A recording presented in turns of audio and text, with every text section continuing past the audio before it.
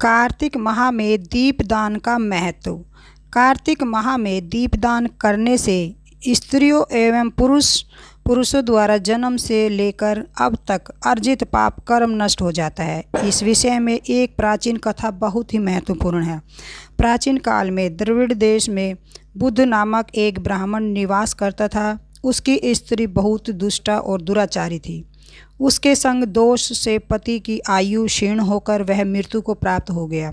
पति की मृत्यु के पश्चात भी वह स्त्री उसी घृणित कार्य में लगी रही। लोक निंदा से उसे तनिक भी लज्जा नहीं आती थी।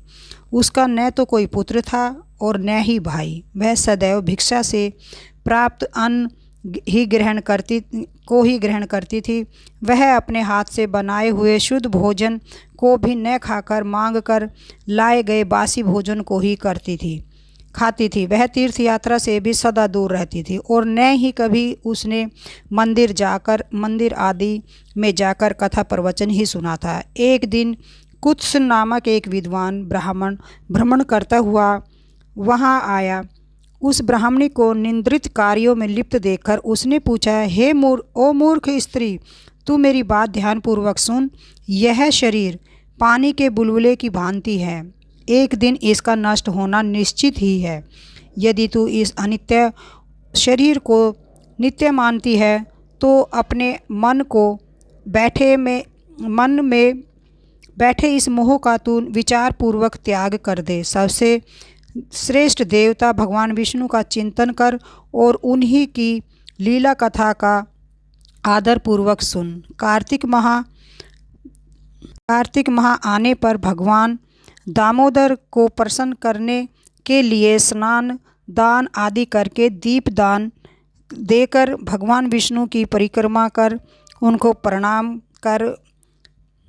प्रणाम कर यह व्रत विधवा और सौभाग्यवती सभी स्त्रियों के करने योग्य है।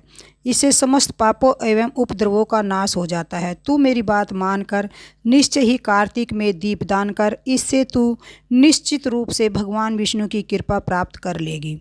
इस प्रकार कहकर वह कुत्स ब्राह्मण चला गया।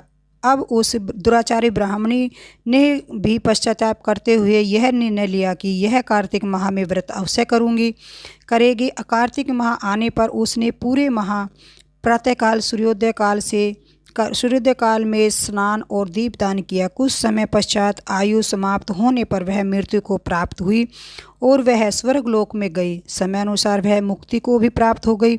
जो व्यक्ति कार्तिक व्रत में तत्पर होकर दीपदान के इस इतिहास का स्मरण करता है और स्वयं भी दीपदान करता है, उसे अवश्य ही मोक्ष की प्राप्ति होती है।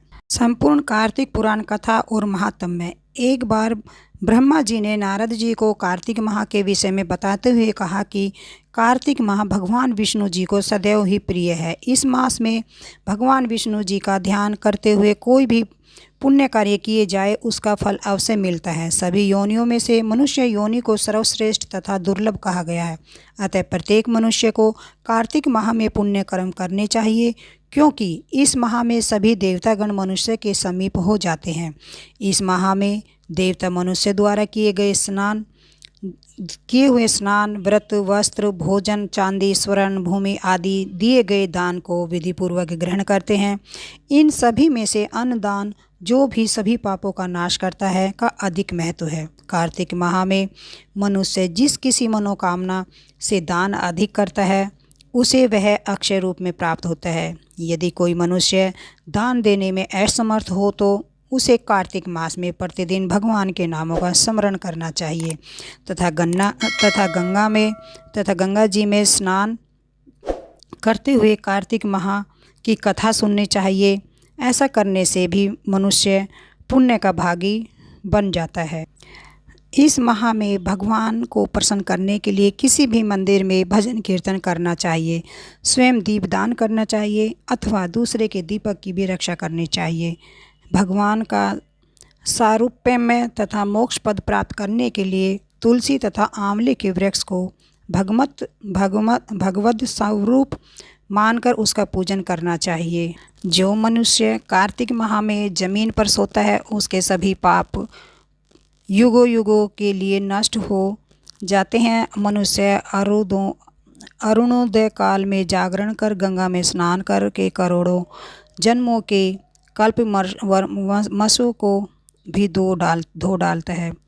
गोविंद गोविंद हरे मुरारे, गोविंद गोविंद मुकुंद कृष्ण, गोविंद गोविंद रंधन गणपाणे, गोविंद दामोदर माधेवती।